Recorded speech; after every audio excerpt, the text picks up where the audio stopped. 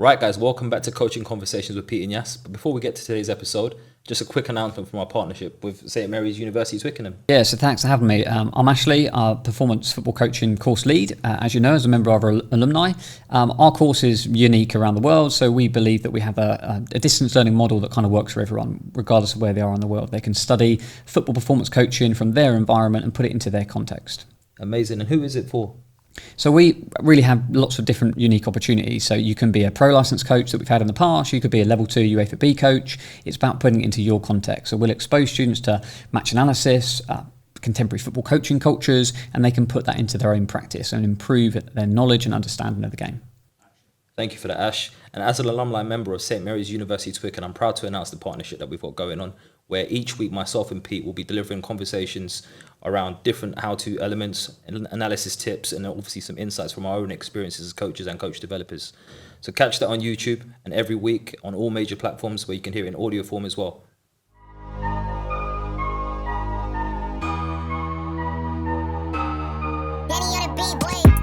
Right, guys, welcome back to Coaches Conversations with Pete Yas. Today's episode, we're going to be looking at qualifications versus experience. Before we get to that though, Pete, just a brief insight on who you are and what you do. Hi, I'm Peter Augustine. I am a coach development officer with a responsibility for diversity and inclusion. And the area that I work in is London and the southeast of England. Awesome. And similar to you, Pete, obviously working as part of the diversity and inclusion team with the FA as a coach mentor. But Pete, this is a really interesting topic for me. A lot of coaches will be thinking about this at the moment. Obviously, a lot of people gone recently through the rejection of, or even the successful aspect of being on qualifications, and then comparing that and contrasting that to different experiences. So straight away, what are your thoughts? Qualifications versus experience. Where are the pros, where are the cons? Okay, so it depends really if you're talking about experience from a point of view of just doing something or experience linked to qualifications. So say, for example, the way I look at it this way. So imagine if you're a plumber, okay? And you've got yourself a few jobs, but you've never done any plumbing qualifications. And somebody comes along and they've got some plumbing qualifications, but they've never done a plumbing job in their life. You've got a bit of a dilemma there, haven't you? Because you go, do I go with a person who's done plumbing for maybe 25 years with no qualifications, or do I go with a person who knows how to put together a toilet and so on and so forth? The experienced person, what they'll be able to do is they'll be able to sort out problems or go around problems and so on and so forth. The person with the qualifications may not be able to solve all the problems. However, because they've got the qualifications, because they know how things are put together, what they'll be able to do is they'll be able to eventually solve the problem, and from that experience that they gain will help them to become a better plumber. Okay, They'll also know where to go to get help, because that's one of the things about qualifications. It gives you a structure. Where do I get help when I don't know what I'm doing? The person who just starts plumbing, say for example, they kind of have to work it out. They have to bodge up a few jobs, mess up a few jobs before they actually get it right. But hold on, if they're experimenting on your house and there's water coming through the ceiling, you ain't gonna want that. So you kind of got to think. So it's kind of a difficult one. I would always think about it from this point of view. If you've got qualifications, what it tells me is that you've taken time over your learning, that you've actually gone out there and you've gone, I tell you what, I'm going to learn about this properly. And what happens is it creates a habit in you. And that habit is for you to keep looking for more information to become the best person that you can be.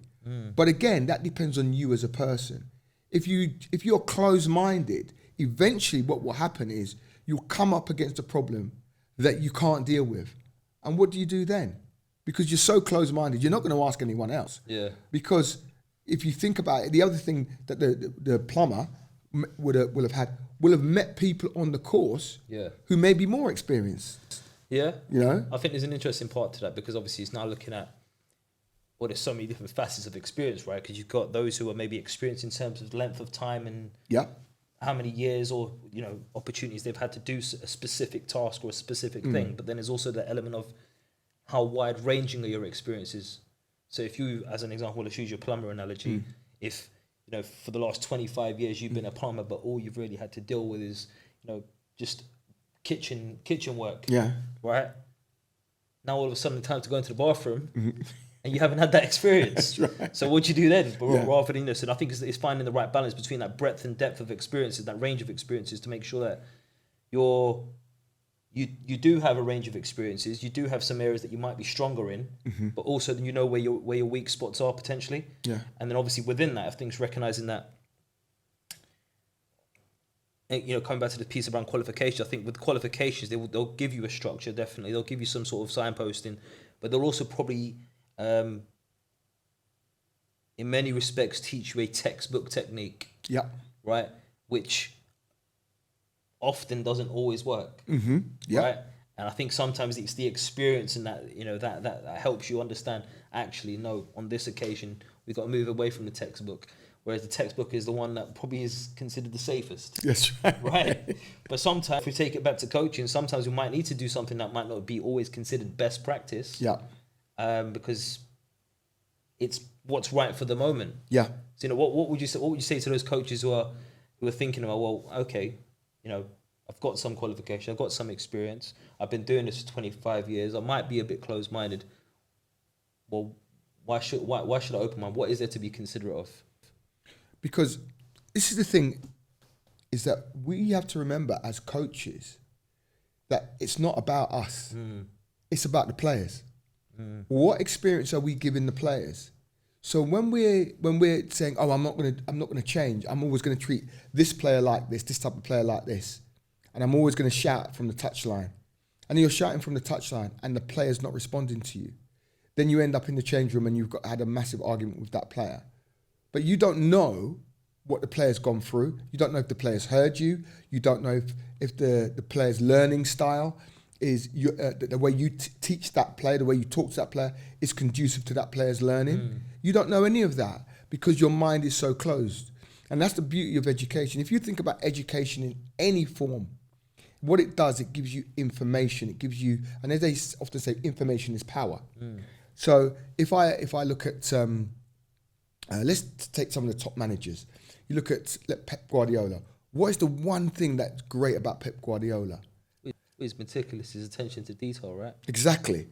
Also, does he do the same thing every time, every season? I think for the most part, he probably. I think there's a general kind of framework which he works from, but I think it's just looking at. You know, it's interesting. I saw an interview of his recently, and he was discussing.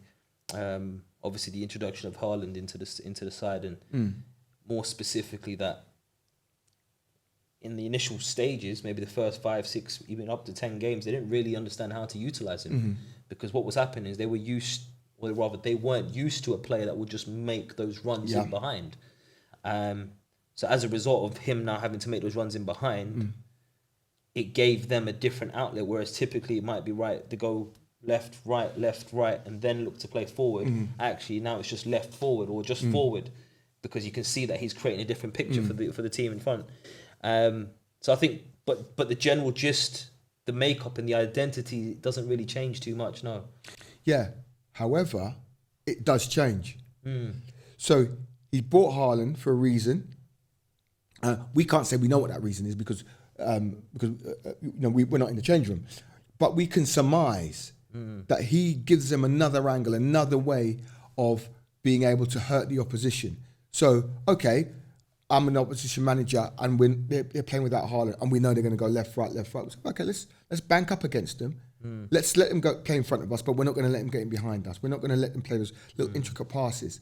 But all of a sudden, as we talked about in one of our other shows, when they scored the goal in the cup final, they went, Joom. Yeah. Okay, that's not a typical Manchester City way, is it? That's, you wouldn't associate that with Manchester City, but we're starting to associate it more with them because they have so many different ways of playing. Yeah. Now, Pep's experience comes into that, but also the fact that he's qualified, and I one of the things I do believe he does.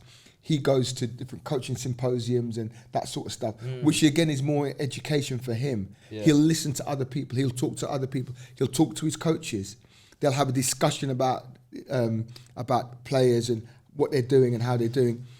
Now, you can only do that from a place of education. You can't do that from a growth mindset, isn't it? Exactly, because he talks to his coaches because he wants to know what they think. But I think there's also a key part in that, right? And it's also identifying that it's genuine. Yes. Right? It's not just speaking to the coaches just for the sake of speaking to them and just trying to get a response or something that maybe affirms what he thinks. It's actually, no, he wants probably the opposite. He probably wants people to find holes in what he thinks. Yes. Right? And more specifically, I think it kind of, leading back into the topic of the conversation that we're having here, qualifications versus experience, where actually doesn't always have to be something that's formally accredited. No. Right? Because actually those moments when you're sharing your conversations with coaches, when you're actually going and to these different symposiums and whether it's a CPD event or webinar or whatever else it may be, these are all learning opportunities. But yes, you might not get a formal qualification, that might necessarily be the difference between you can getting a job and not. But these are all things that all add up obviously towards that experience piece. So I guess, in that, what are some key things that you think coaches should really start to think about in how they develop their own ideas? Because I think one of the biggest things for me has always been that old saying of never be the smartest one in the room. Yeah. Yeah. Yeah. Yeah. I think to me it's quite simplistic. It's when you go on a course, you're going on the course to hear the different ideas that are knocking about, say, for example. And then what you're doing is you're going, okay, what does that look like in my environment? Am I able to do that with the players that I have? I have 1 day a week and I've got an hour and I've got a quarter of an astroturf. Well, everything that I learn on the course isn't going to help me, but some parts will help me and it will give me the structure. So it will say to me something as simple as, make sure I've got enough bibs. Make sure I've got the even the right size footballs. Yeah. Make sure I look at the direction that I'm doing the practice in. Am I able to make use of the space? Am I able to negotiate with the other people who are sharing the AstroTurf with me to say, for example, for the first half an hour, can I take a larger slice while you're doing your warm up, and then when you finish your warm up, I'll go back into my area. So little things like that. And now, I remember hearing about that and, nicking somebody else's space on a course. One of the tutors talked about it. Yeah. Well, nick a bit of their space while they're doing their warm-up, and then when they come, but you agree it beforehand, But I think something that's really key in that, right? It's that organisation piece. You see so many times, and I'm working with a bunch of coaches right now that are in a similar capacity, say, I've only got this much space. Yeah, but have you really only got that much space? Or is that what you've been allotted?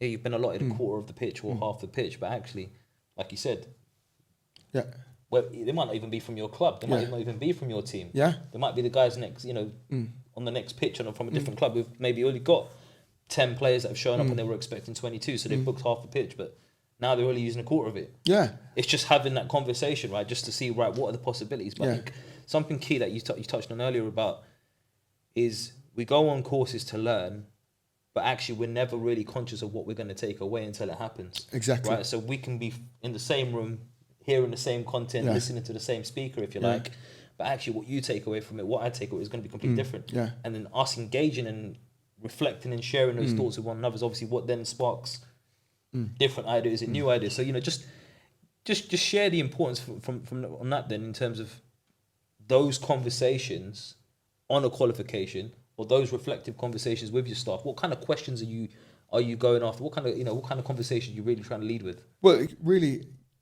everybody comes onto a course with a certain level of experience. Okay. Whether it's a lot of experience, a little bit of experience, doesn't matter, but you come onto it with some sort of experience. Your experience might be even the fact that from your job, the job that you do during the day, that might help you. So what you do is you take the conversations that you ask and the conversations that you have is, the first one is, what does this look like? What is your environment? Where do you coach? I'm a plumber. Yeah. Who doesn't work on toilets? That's it. Yeah. That's right. So you got that. So I'm on the course, and I now meet a plumber who does work on toilets. So we talk about, and he says, oh yeah, blah, blah, blah, I do this when, and he said, oh, well, I do this when I'm in the kitchen. Oh, right, okay. Then you start to realize there are some similarities. Yeah. So then what you go is, oh, right, okay, now I know that because I know, I'm getting some information from the tutor about what plumbing looks like in a house and which pipes go where. I mean, I'm talking about this like I know about plumbing. I don't know anything about plumbing. I mean, I stay well away from plumbing. But again, that shows you. I mean, imagine this. I decide that as a football coach, I'm going to go and fix my bathroom taps, and I start messing about, and there's water flying everywhere and so on and so forth. And then I go, all right, actually, that me unscrewing that tap there, that's where the water spouts out. Okay, I won't do that next time. I know that. But it doesn't make me a good plumber. But it makes me somebody who's had an experience, or has had a plumbing experience. Yeah. But I'm not an experienced plumber. No. So go on. Yeah. So when you then start to look at, when we go back to come back into our world of football coaching, just because you've done something doesn't mean you're good at it. Yeah. It just means you've done it. So there's loads and loads of people who've coached for many, many years, and they say, oh yeah, well, we won a cup. Yeah, okay, great, you won a cup. But what experience did your players have? Yeah, and I think the key thing within that that's really kind of just jumping at me is, how do you know what you know? That's where your education comes in. But this is it, right? So you've got to be able to kind of check and challenge against something. Yeah. There's got to be some evidence, if you like, to kind of back up. Right? Yeah, I know this because of what, and it's interesting. I was having a conversation with a couple of coaches recently, and then around match days and looking at, well, my team performed this way. I thought they were better. Okay, but based on what? Yeah. What have you got? Where's the data? Where's the insight to support that?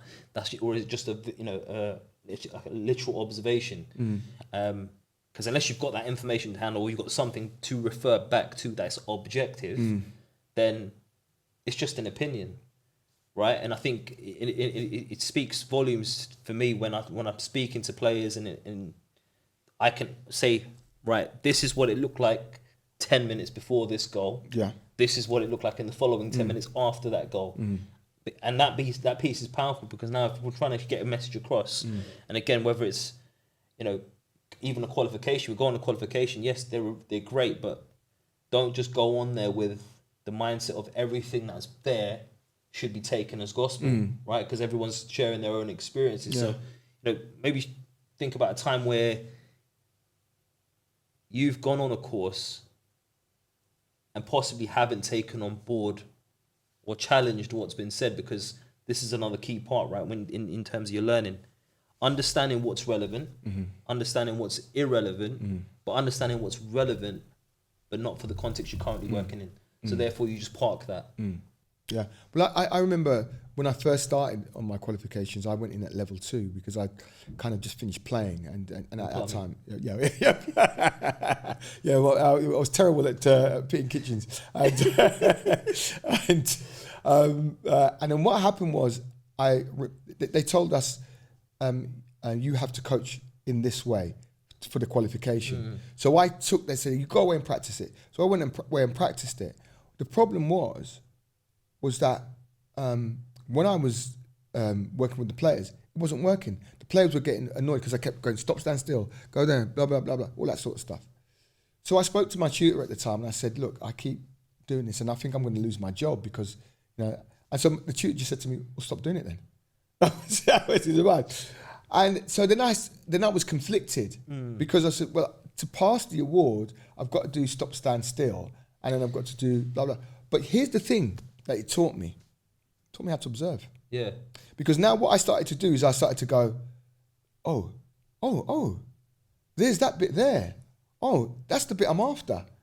And so I'd leave it, and I'd leave it, and I'd leave it. And then I started to see the players who were doing the things that I didn't want them to do, but I had some evidence. And what I started to do when I first started, I used to take a little notebook out with me. Sometimes it was terrible because it was raining, so I couldn't write it. And I'd go, right, okay, right, let's see there. That's it, they've done it again. And I got a little code. Yeah. So like, say, for example, I wanted them to play forward. Yeah. PB would mean pass back. So that means he's passed back again. Right, okay. So it would be, let's say it was Cyril Jones or Edna Smith. It would be their initials and then PB. I go, right, okay. And I go, Edna.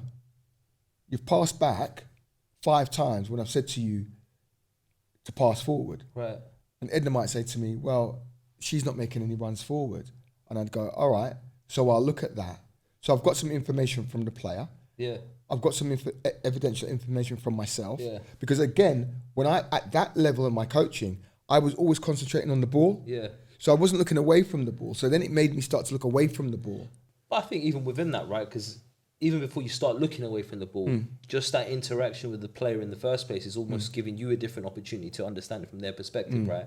Because which is then maybe potentially sparked your thoughts to go, actually, well, let me start looking away from the ball now. But in the initial stages, and I think this is what experience will teach you, is the players have a different viewpoint, right? Yeah. You're watching it from the sidelines potentially. Sometimes you might be in the practice. Sometimes you might be behind the position of the player, and then that's often encouraged to try and get a viewpoint of where their vantage point, if you like. But fundamentally, we're never going to, even if we, as we have already identified, even if we see the same image, see the same fixture, how we interact and how we perceive those variables that are in that image are very different. So, and I always give the example, for instance, you give Neymar a yard of space with 2 players around him, he's probably comfortable, right? Whereas if you have the similar situation with a Harry Maguire, that yard of space isn't good enough. He probably needs 3, 4, maybe 6, maybe even 10, probably 10. Yeah. But again, we say that, but then you have to start to think about it from this point of view. You used Harry Maguire as an example. Harry Maguire may be happy with small amounts of spaces, but if you then start to think about, well, what's his mental state like? Is he nervous now because he knows that the whole world is looking at him? Is he nervous now because if he makes a mistake, it'll be amplified out of all proportions? So when you start to look at it from that point of view, that's where your education comes in, your experience comes in, and the two match. Now, if you see what Gareth Southgate has done with Harry, he supported him through this difficult time, because the one thing I believe is this, is whether you're having a good time or whether you're having a bad time, neither one will last. Yeah. All right?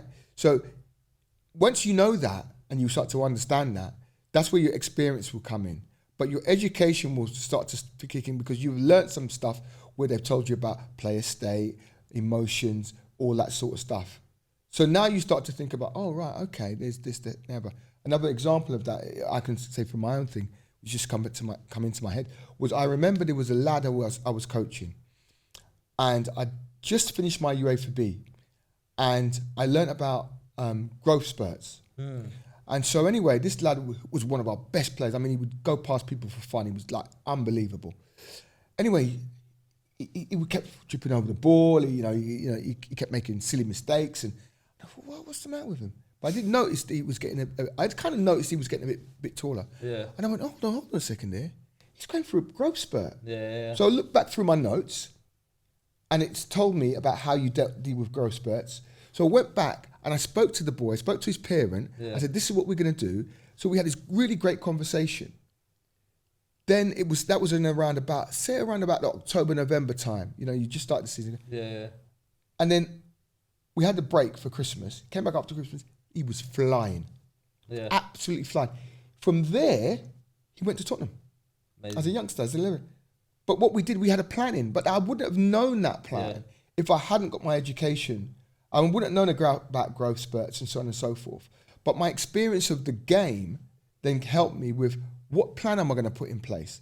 Because I was coaching all the time, and my experience as a player, all that sort of stuff. How would I have liked to have been dealt with? Yada, yada, yada. All those things came into to make the decision to what we did, which was we said we would only play him for short amounts of time in the game, okay, and either at the end or at the beginning of the game or at the end of the game. And he was happy with that, and he, then in training we'd work with him and so on and so forth. And, we did, I still didn't have as much information as I would have liked, but that one piece of information helped me with that play. Now I'm not saying he went to Tottenham because of me. He didn't. He went to Tottenham because of him, because he was he was a fantastic player. And a great plumber. Yeah. You ain't gonna let that go, are you? But what he did, it enabled him, it gave him that breathing space, that time. Another player who later on in the same team was playing in a game, kept missing chances, kept missing chances, but was always getting into position. And I went, and the parents, and this is the cool thing, parents were laughing, were saying, oh, he's missed again, and blah, blah, blah. And I just said to him, just keep doing it. Don't care. If you miss another 100 chances, I don't care. Keep doing what you're doing because you're getting the chances. Anyway, he ends up in the game scoring 4 goals. Okay, and we won the game very, very comfortably. But he came off and he was upset because he thought he could have had more. And I pulled him to one side. I said, it doesn't matter. I said, next week you'll be in that position, maybe only one time. We may need you to score, and you'll score, and we'll win the game 1-0. Yeah. I said, that's fine by me. I said, it doesn't matter. You'll learn from this, you know. And again, that came from one of the courses when they talked about this idea of not berating a player because they've done a certain thing wrong or whatever. So all those things added to my bank of experience. When I went on first starting on my level 2, I thought I knew a lot about the game because I'd just come out. I'd already been coaching for 3 years. My team had just won 2 promotions. I went on the course, didn't realise how little I actually did know. I think that's coming back to what I said earlier, right? No, about not being the smartest one in the room. You often need to be in situations, especially as a coach, where you've either got, not necessarily people who are more experienced than you, but just have different experiences than you, right? Because, you know, I remember a specific time in my coaching journey where I felt like I learned the most and developed the most was actually, I had someone else who, we went to the same course, we had the same messages, but the way in which we viewed the process of getting to the outcome was very different. So actually kind of benefited us both because we both agreed on the outcome, which is obviously where the common goal was, the alignment of that. But actually having 2 different perspectives allowed us to kind of constantly stretch and challenge and check and challenge each other on what might be best and what approach might we have for this player and that player, and is this working, and if it's not working, how do we fix it, or how would we go about doing it? Because if you've tried your way, I've tried my way, and it hasn't worked, well, we're going to have to come up with a new way together. But at the same time, if you've got your way, I don't necessarily have to agree with your way. Or although I could agree with your way, it just might not be my way. So I think there's so many different things that we kind of pick up on that. I'm just conscious that, you know, coming back to the topic of the discussion around qualifications experience, what are some of the key messages that you want people to take away then? For me, understand that qualifications are part of your coaching journey, okay?